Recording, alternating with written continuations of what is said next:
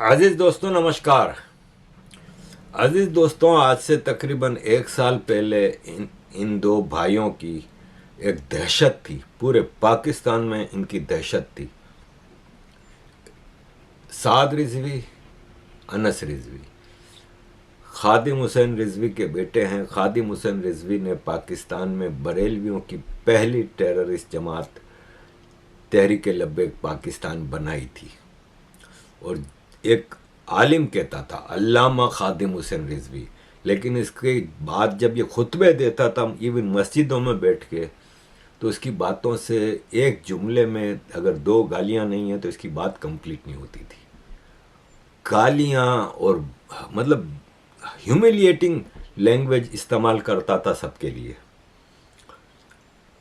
پھر اس کو آرمی اپنے ڈومیسٹک، کیونکہ دیکھیں پاکستان کی آرمی ٹیررسٹ جماعتیں بناتی ہے، کچھ کشمیر کے لیے، کچھ پنجاب کے لیے، کچھ انڈیا کے دوسرے حصوں کے لیے، اس طرف کچھ افغانستان کے لیے، کچھ گلوبل ایشوز کے لیے. ایسے ہی پاکستان میں بھی 2 قسم کی ٹیررسٹ پارٹیاں بناتی ہے. ایک پاکستان میں مائنورٹیز یعنی احمدیز، شیعہ، آغا خانی، ہندو، کرسچنز، ان کو ٹارگٹ کرنے کے لیے. ایک سرکار کو، سٹنگ سرکار کو پریشر میں رکھنے کے لیے. یہ نواز شریف کے دور میں خادم نے بنائی تھی ٹی ایل پی، تاکہ نواز شریف سرکار کو کنٹرول میں رکھ سکے. روز دھرنا دیتے تھے، کبھی فرانس کی ایمبیسی کے باہر، کبھی اس کے باہر، بہانے کر کر کے.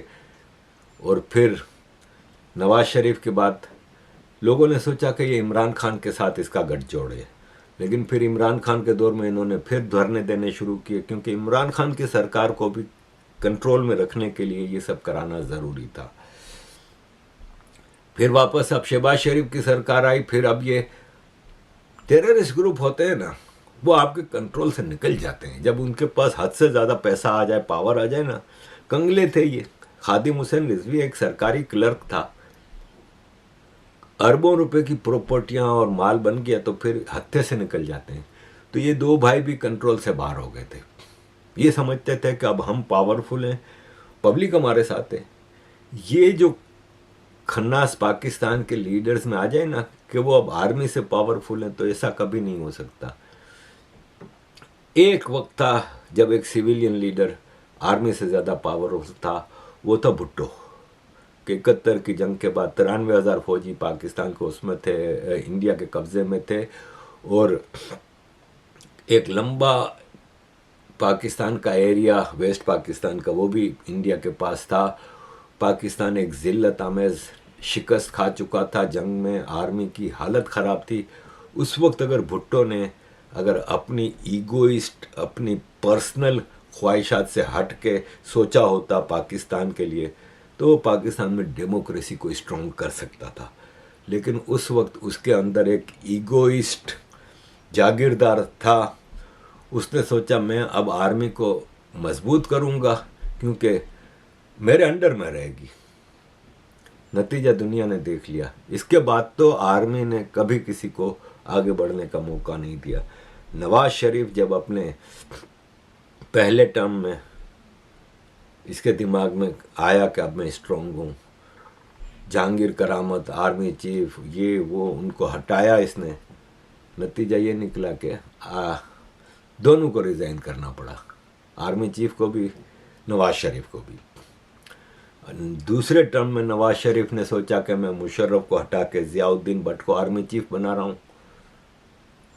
دنیا نے دیکھا مشرف ہوائی جہاز میں بیٹھے بیٹھے اس نے سارے کور کمانڈرز کو کہا کہ اپنے اپنے علاقے قبضے میں لے لو. ضیاء الدین بٹ کو بھی گرفتار کر لو جو کہ آرمی کا نیا چیف تھا. نواز شریف، شہباز شریف کو بھی کر لو. اس کے بعد نواز شریف تیسرے ٹرم میں بھی راحیل شریف سے ٹکر لے رہا تھا.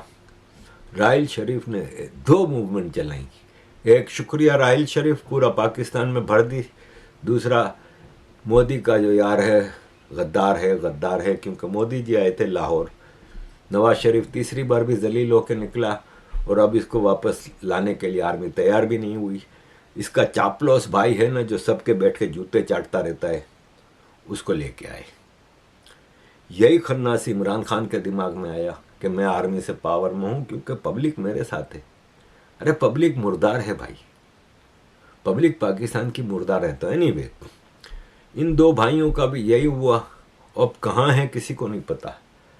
آخری بار جو انہوں نے ٹی ایل پی کے اندر جو قیامت ڈھائی مرید کے میں اور ادھر ادھر تباہ کر کے رکھ دیا. 1000 تقریباً لوگ مار دیے, لاشیں تک غائب کر دیں. کوئی پوچھنے والا تو پاکستان میں ہے نہیں. سپر پاورز کو ضرورت ہے پاکستان کی, تو وہ بھی کبھی بات نہیں کرتے اس پہ. خیر عزیز دوستوں, میں یہاں پہ آیا ہوں پیپلز پارٹی کے حوالے سے کچھ بات کرنے کے لیے کہ پیپلز پارٹی, اگر میں نے پچھلی ایک ویڈیو میں 2-3 دن پہلے بتایا تھا کہ اگر پاکستان کی بربادی میں آرمی کے بعد سب سے بڑا ہاتھ کسی کا ہے تو وہ پیپلز پارٹی کا ہے. اور نو ڈاؤٹ اگر پیپلز پارٹی میں کچھ لوگ بھی ایماندار ہوتے نا تو آج نہ کراچی کا یہ حال ہوتا نہ پاکستان کا یہ حال ہوتا. لیکن اتنے چور ڈاکو, ایسے میں رائل فیملی کی شہزادی بختاور زرداری کی بیٹی, بڑی بیٹی جو شادی شدہ ہے, وہ ٹویٹ کرتی ہے کہ میرے باپ کا پاکستان سے باہر ایک بھی بینک اکاؤنٹ نہیں. یہ ان کچھ لیڈرز میں سے ہے, دنیا کے کچھ لیڈرز میں سے جن کی ساری پراپرٹی, ساری پیسہ, سارا کچھ پاکستان کے اندر ہے. پھر جو یار دوستوں نے اس کی جو کلاس لی ہے سوشل میڈیا پہ, مجھے یاد پڑتا ہے کہ جب میں نے نیا ایم کیو ایم جوائن کیا تھا اور ہم پاکستان کے حوالے سے لوبنگ کرتے تھے, تو اس وقت بے نظیر بھٹو کی سرکار تھی. اور یہاں برٹش اخباروں میں ہیڈ لائن لگی تھی کہ یہاں کے علاقے سرے میں پیلس ہے, ایک محل ہے, وہ زرداری نے خریدا تھا. یہ کہہ رہی ہے کہ ہماری کوئی پراپرٹیاں نہیں ہیں. ایک صاحب نے بتایا ہے کہ بلاول بھٹو کا 4 بیڈروم کا پینٹ ہاؤس ہے مرینا دبئی میں, جو 2014 میں 11.5 ملین اماراتی درہم کا لیا گیا تھا. رجسٹرڈ ہے اور رینٹڈ ہے. اسی طرح بلاول بھٹو اور آصف علی زرداری کے جوائنٹ اپارٹمنٹس ہیں الصفا اور جمیرہ میں, officially declared, election commission of Pakistan میں آفیشیلی ڈکلیئرڈ ہے. سٹی بینک جنیوا میں ان کے بینک اکاؤنٹس ہیں, آف شور فرمز ہیں. ایس جی ایس کوٹیکنا ڈپوزٹس ہیں $11 ملین سے زیادہ کی, اور یہ سب ریکارڈ پہ چیزیں ہیں. راک ووڈ ہاؤس سرے یو کے مینشن پاناما کے کمپنیوں کے ذریعے لی گئی ہے. یو کے کورٹ نے خود اس کو برسلز کا پیسہ, کرپشن کا پیسہ ڈکلیئر کیا. $60 ملین کی سوئٹزرلینڈ ایسیٹس فروزن پڑی ہیں. بعد میں جب یہ پریسیڈنٹ بنا تھا تو اس نے ریلیز کروا لی تھی. عزیز دوستوں, یہ ان کا حال ہے. اور پھر شرم بھی نہیں آتی کہ ایسی باتیں کرتے ہیں. یونائٹڈ عرب امارات سے تعلقات خراب ہیں, لیکن بلاول زرداری کی یونائٹڈ عرب امارات میں ٹوٹل ایسیٹس $1.6 بلین کی ہیں. 25 پراپرٹیاں خالی دبئی میں ہیں $1.44 بلین کی, اور یہ 2022 کے ریکارڈ میں موجود ہیں.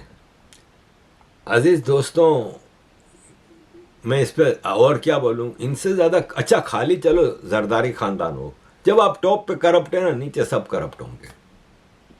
آپ کے ایک منسٹر سندھ کا ان کی دبئی میں اور یو کے میں, مطلب میں آپ کو کیا بتاؤں, میرے اپنی آنکھوں دیکھا ہے. میں اکثر یہاں پہ کہیں نہ کہیں ایسا میرا ٹاکرا ہو جاتا ہے. میں بلوچ سرداروں کے قریب ہوں, تو میں نے دیکھا ہے کہ یہ جو سندھی جاگیردار ہیں نا پاکستان میں, ان کے بچوں سے, مطلب چھوٹے بچے نہیں, لڑکیوں کا نہیں پتا, لڑکے جو یہاں پہ یونیورسٹیوں میں پڑھنے آتے ہیں یا کالجوں میں پڑھنے آتے ہیں, ان کو باقاعدہ پرائیویٹ سینٹرل لنڈن میں پراپرٹیاں لے کے دی ہیں. دیکھیں جو میں گھر میں رہ رہا ہوں نا, جس کا میں 1900 پاؤنڈ کرایہ دے رہا ہوں, اس کی ویلیو میرا خیال ہے 6 لاکھ پاؤنڈ ہوگی. سینٹرل لنڈن میں یہ والی پراپرٹی، اس سائز کی پراپرٹی کم از کم 15-20 ملین پاؤنڈ کی ہوگی. One of the most expensive area of the world ہے سینٹرل لنڈن. وہاں پہ ان کے بڑے بڑے گھر ہیں، پینٹ ہاؤس اور پتہ نہیں کیا کیا. ان کی جو پارٹیاں ہوتی ہیں نا ہر ویکینڈ پہ، تقریباً کئی تو روز کی روز پارٹیاں کرتے ہیں. میرا ایک کو تو میں پرسنلی جانتا ہوں جس کی روز ایک پارٹی چل رہی ہوتی ہے. شرابیں، میوزک، لڑکیاں، بہترین کھانا پینا. مطلب ہمارا پوری فیملی کا مہینے کا ایک خرچہ ہے نا، وہ ان کی ایک رات سے کم ہے. یہ سب کرپشن کا پیسہ ہے. اور اتنے جاگیردار اور لوٹ رہے ہیں. خاص طور پہ پیپلز پارٹی اس وقت سندھ میں 2007 سے 19 سال سے لگاتار رول کر رہی ہے. اب آرمی ایک نیا پینترا لائی ہے کہ 28ویں امینڈمنٹ کانسٹیٹیوشن میں لا رہی ہے، جس کے مطابق کراچی کو فیڈرل ایڈمنسٹریٹو ٹیریٹری بنانے کا سوچ رہے ہیں تاکہ ڈائریکٹ ریونیو کلیکشن لیا جا سکے، تاکہ پولیٹیکل پارٹیز، یعنی پولیٹیکل پارٹی ایک ہی ہے، پیپلز پارٹی یہاں پہ ہوتی ہے، ان کو بائی پاس کیا جائے.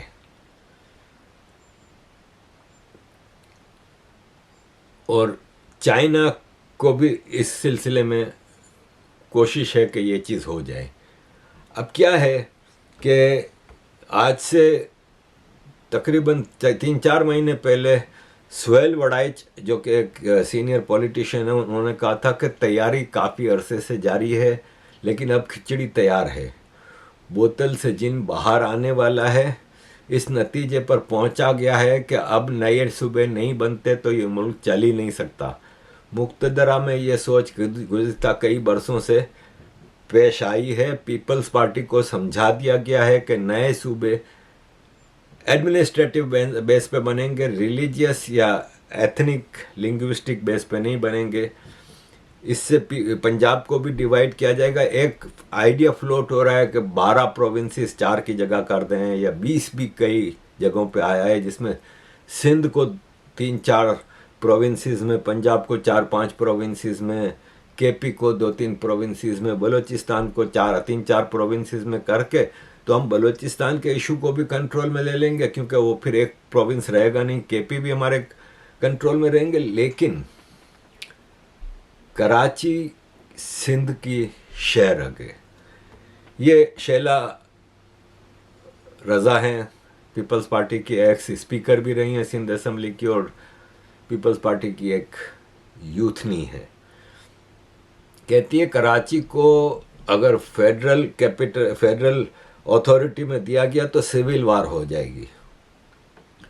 یہ آپ دیکھ رہے ہیں خالی معمولی مثالیں. ایکسیڈنٹ ہوا تو پتہ چلا کہ سندھ پولیس کی گاڑی ڈرگس بھی پوری سپلائی یہ کرتی. کیا غلط کام ہے جو یہ لوگ نہیں کرتے. پیپلز پارٹی کا میئر 78 سال میں پہلی بار بنا ہے کراچی میں. اور کراچی کا آپ اس وقت حال دیکھیں نا تو آفٹر آل میرا شہر ہے، میرا دل کڑتا ہے. اور کوئی سوال نہیں کر سکتا.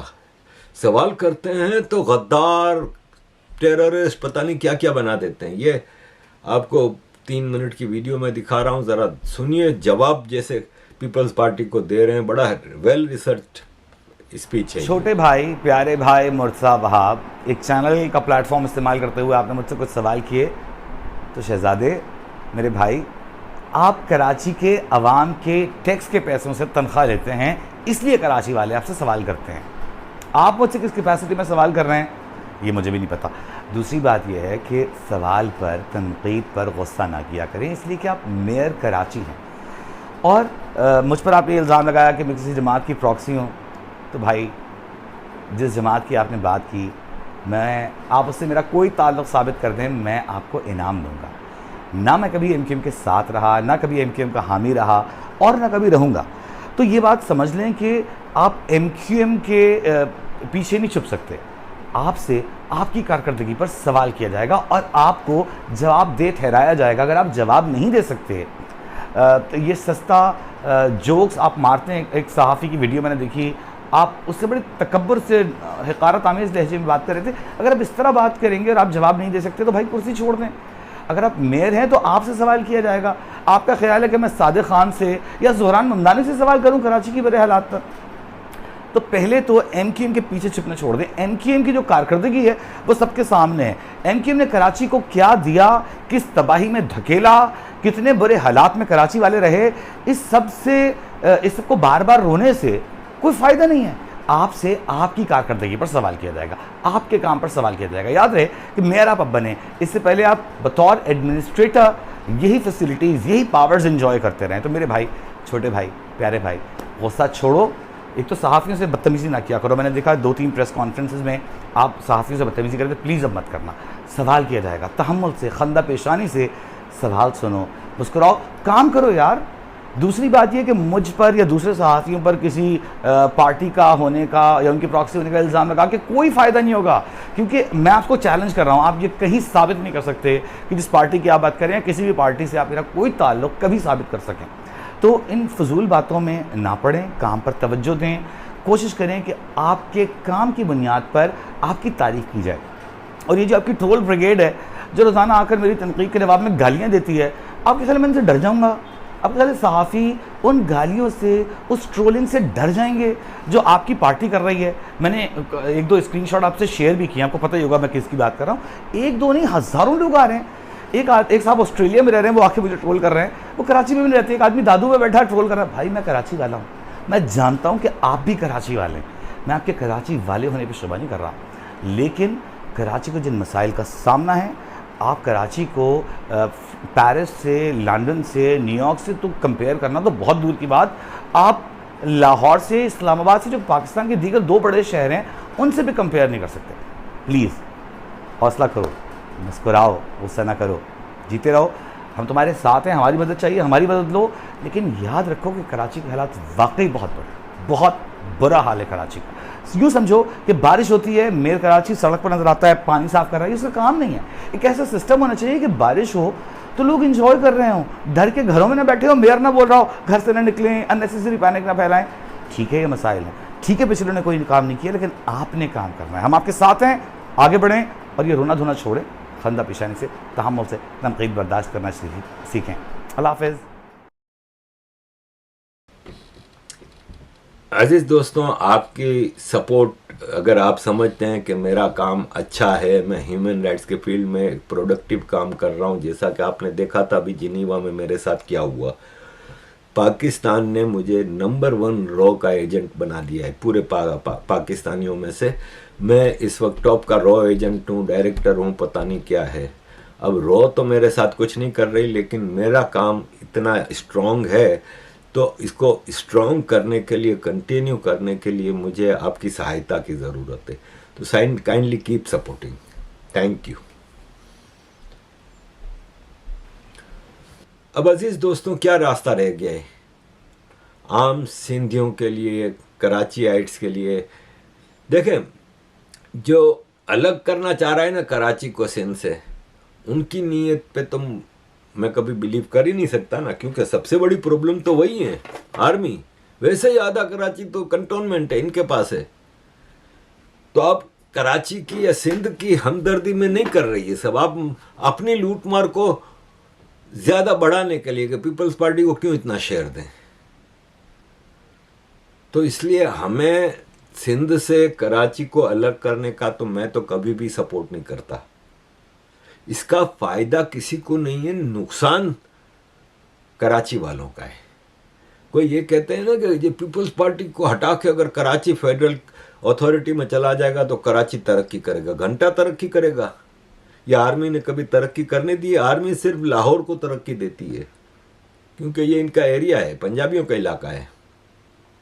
تو عزیز دوستوں, کراچی کا کیس میں نے آپ کے سامنے رکھا ہے. کراچی سندھ کا ہے اور سندھ میں ہی رہنا چاہیے. ہاں, حالات بہتر کراچی پاکستان کے اس وقت ہوں گے جب اس ملک میں کوئی ریولیوشن آئے گا, کوئی انقلاب آئے گا, جس کی مجھے کوئی امید نہیں ہے. کیونکہ ان سے آپ اس پاکستانی جنتا سے، اس پاکستانی مردار پبلک سے آپ کبھی بھی امید نہ رکھیں کہ یہ انقلاب لائیں گے، یہ ریولیوشن لائیں گے. عزیز دوستوں، اینڈ پہ میں آپ کے سامنے ایک ملالہ یوسفزئی کی ویڈیو رکھوں گا جو انہوں نے بھی ایک پوڈ کاسٹ میں کہا ہے.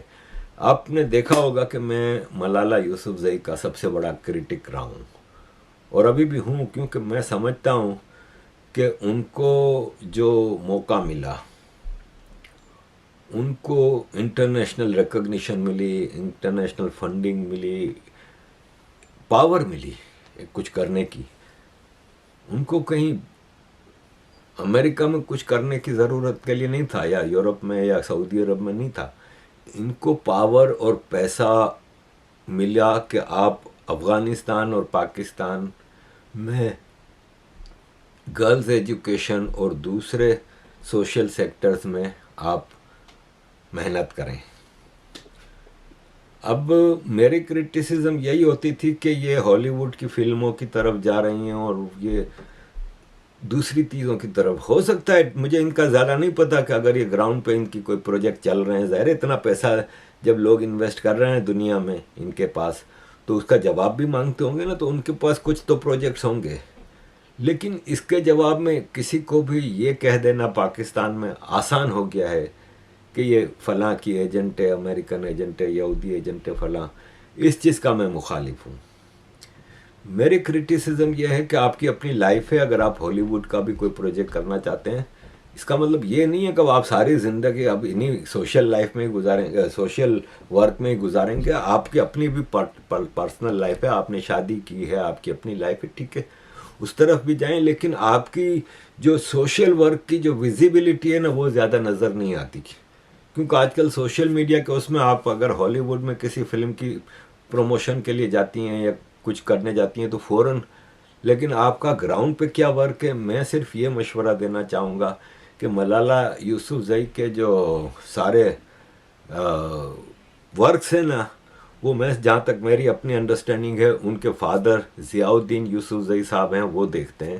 تو میری ان سے بھی یہی ریکویسٹ ہوگی کہ آپ کو جو کام سوشل ورک ہے، جو آپ کو گرلز ایجوکیشن ان افغانستان ان پاکستان اور دوسرے جو آپ کو سوشل پروجیکٹس کرنے ہیں، اس کی ویزیبلٹی ہونی چاہیے، یعنی نظر آنا چاہیے. اس کو آپ شاید پبلسائز نہیں کر پا رہے. جتنا پبلسٹی ملالہ یوسفزئی کی پرسنل لائف کے کاموں کو مل رہی ہے، وہ نہیں مل رہی. تو اس کی طرف توجہ دینی چاہیے. باقی آئی کنڈیم کہ میں یہ کبھی نہیں کہوں گا کہ وہ یہودی ایجنٹ ہے یا انڈین ایجنٹ ہے. یہ آسان ہے. آپ یقین مانیں، ابھی جنیوا میں جب میں تھا اور پاکستان میں اینکر جب میرے بارے میں پروگرام کر رہے تھے کہ میں انڈین ایجنٹ ہوں، را ایجنٹ ہوں، تو مجھے بڑا دکھ ہوتا تھا.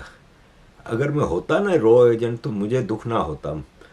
میں انڈینوں کا ایجنٹ، آپ ایک طرح سے مجھے ایجنٹ بھی نہیں کہہ سکتے ہوں، میرے ہمدرد ہیں، مجھے مدد کرتے ہیں، میرے کام کو اپریشیٹ کرتے ہیں، دیٹس اٹ. کوئی مجھے ڈائریکشن، یا ایجنٹ کون ہوتا ہے جو ڈکٹیشن پہ ڈائریکشن پہ کام کرے؟ مجھے کبھی کسی نے کوئی ڈکٹیشن ڈائریکشن نہیں دیا. میں اپنی مرضی کے فیصلے کرتا ہوں، تو اس میں کسی کا ایجنٹ نہیں. ایسے ہی آئی تھنک کہ ملالہ یوسفزئی بھی کسی کی ایجنٹ نہیں ہے. عزیز دوستوں، thank you very much for all your support. کیوں ایسے ہوتا ہے کہ لوگ سارے لوگ آپ کو ایجنٹ بول رہے ہوتے ہیں؟ مجھے تو لگتا ہے کہ پاکستان میں جو بھی کوئی بندہ مشہور ہوا ہے، جو بھی کوئی نیکی کا کام کرتا ہے، سب کو ایجنٹ کہا گیا ہے. ہم نے عبدالستار ایدھی کو بھی نہیں چھوڑا. کوئی لیڈر غدار ہوتا ہے تو پھر رہ کون گیا؟ اور میں مانتی ہوں کہ یہ ایسا نہیں ہے کہ سارے پاکستانیز یہ اوپینین رکھتے ہیں. یہ بہت ہی ایک مائنورٹی ہے، لیکن ان کی آواز کبھی کبھی سب سے زیادہ بلند ہوتی ہے، اور ہم سب کو لگتا ہے کہ پاکستان ہمارے بارے میں یہی سوچتا ہے. اور میں اس بات سے ہمیشہ انکار کرتی تھی کہ میرا ملک مجھ سے نفرت نہیں کرتا. میں وہاں پلی بڑی ہوں، مجھے وہاں بہت محبت، بہت دعائیں ملی ہے. اصل میں بات یہ ہے کہ ہم جو ہمارا سٹانس ہے اس پہ کھڑے ہو، اور جو میرا سٹانس ہے پیلسٹائن پہ، اس سے میں کبھی پیچھے نہیں ہٹی. اور جو کام کرنا ہے، پیلسٹینین آرگنائزیشنز کو سپورٹ کرنا ہے، سیز فائر کے لیے بولنا ہے، جینوسائیڈ کو کال آؤٹ کرنا ہے، اس کے لیے میں نے کنسسٹنٹلی بولا ہے. اگین وہ بچی جو کھڑی ہو جاتی تھی آ کے طرف باندھ کے، وہ کیوں نہیں بول رہی پاکستان کے بارے میں؟ دیکھیں، میں نہیں سمجھتی کہ میں پاکستان کے ہر ایک ایشو پہ ایکسپرٹ ہوں، اور یا مجھے ہی ہر ایک ایشو پہ ایکٹیوسٹ ہونا چاہیے. ہے باہر باقی لوگ ہیں جو ایکٹیویزم کرتے ہیں, ان کو ہمیں سپورٹ کرنا چاہیے, لیکن کچھ میرے گائیڈ لائنز ہیں جس کے مطابق میں اپنی پلیٹ فارم کو پھر استعمال کرتی ہوں. آئی ول ایڈمٹ کہ میں اتنا پالیٹکس میں اب نہیں ایکٹیولی انفارمڈ رہتی, تو مگر یہ بات میں ضرور کلیئر کرنا چاہتی ہوں کہ جو خواتین کی حق کی بات ہے, اس میں اگر وہ سیاست میں بھی ہو, میں خواتین کی سیفٹی کے لیے بات ضرور کرنا چاہوں گی. ہم نے دیکھا ہے کہ بہت ساری خواتین کو پریزن میں ڈالا گیا ہے, تو یہ تو بالکل ناانصافی ہے. تو اس پہ مجھے بہت برا محسوس ہوتا ہے کہ پاکستان کی جمہوریت مضبوط نہیں ہے اور عمران خان ابھی جیل میں ہے. پاکستان کے لوگ جو ایک انصاف کے لیے وہ کھڑے ہو رہے ہیں کہ ایک ملک میں مضبوط جمہوریت ہو, تو میں لوگوں کے ساتھ بالکل اس جدوجہد میں شامل ہوں. ایک دفعہ کہا تھا کہ میں پرائم منسٹر بننا چاہتی ہوں, تو آپ کون سا والا پرائم منسٹر بننا چاہتی ہیں, جو اندر ہے یا باہر ہے؟ دیکھیں, میری امید تو یہ تھی کہ اگر میں پرائم منسٹر بنوں گی تو کچھ کر پاؤں گی. اب آپ دیکھ سکتے ہیں کہ پرائم منسٹر اتنا کچھ کر نہیں سکتے, اور پھر اندر باہر والا بھی ایکسپیرینس انکلوڈیڈ ہے. دیکھیں, جو گریٹا ایکٹیویزم کرتی ہے اور جو میں کرتی ہوں اس میں تھوڑا سا فرق ہے. ایک تو ہمارے کازز بہت مختلف ہیں. میں گرلز ایجوکیشن پہ ہی فوکس کرتی ہوں, اس پہ میں پریزیڈنٹ پرائم منسٹر سے یہ بات کرتی ہوں کہ وہ ایجوکیشن کے لیے اپنی فنڈنگ میں اضافہ کرے, وہ لڑکیوں کی جو 12 سال کی تعلیم کا جو حق ہے وہ اس کو بائی لا پروٹیکٹ کرے. ہر ایک ملک میں یہ حق پروٹیکٹ ہونا چاہیے. گریٹا کی ایکٹیویزم جو ہے نا وہ کلائمیٹ اور سوشل جسٹس کے بنیاد پہ ہے. تو اور اس کے ساتھ ساتھ یہ نہیں ہے کہ یہ اوور لیپ نہیں کرتے, ضرور اوور لیپ کرتے ہیں, کیونکہ لڑکیوں کی اگر ہم مستقبل کی بات کریں تو سوشل جسٹس اور کلائمیٹ جسٹس بہت امپورٹنٹ چیزیں ہیں.